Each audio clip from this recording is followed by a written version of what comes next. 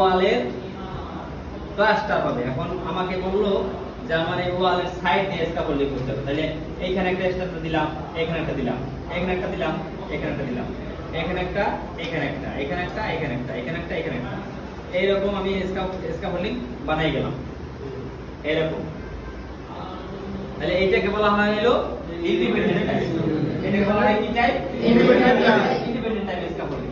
এবার ধরেন আমাকে বললো যে পুরো রুমটাই আমার স্ক্যাফোল্ডিং করা দরকার, পুরো রুমটা, তখন হবে ইন্ডিপেন্ডেন্ট টাইপ স্ক্যাফোল্ডিং এর কিন্তু শুধু লম্বায় বাড়বে,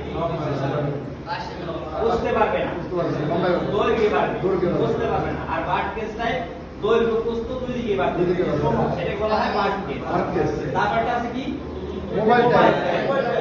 মোবাইল টাইপ যেমন ধরেন ওই যেমন আমাদের একটা স্ট্রাকচার বানানো আছে এখানে বাইরে, ওই স্ট্রাকচারটা নিচে এখন শুধু ডিসপ্লে ছুটাইয়া আমি যদি ওখানে চাকা দিয়ে দিই, সবাই যে এরকম চাকা আছে, এই যে এরকম চাকা, এই চাকা দিয়ে দিই, তাহলে এটা মোবাইল স্ক্যাফোল্ডিং হয়ে যাবে।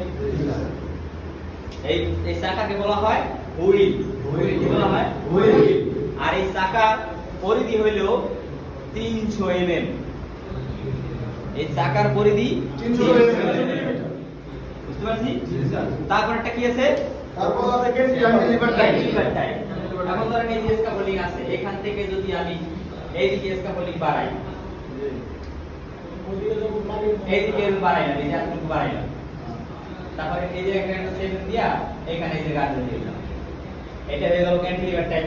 মানে এখানে যদি স্যার কাদা থাকে বা পানি থাকে, যদি না বলে তো বলা ক্যান্টিলিভার যে কোনো প্রয়োজন আপনি করতে পারেন, কারণ ক্যান্টিলিভারের খরচ কম, সময় কম, সংক্ষেপে হয়ে যায়।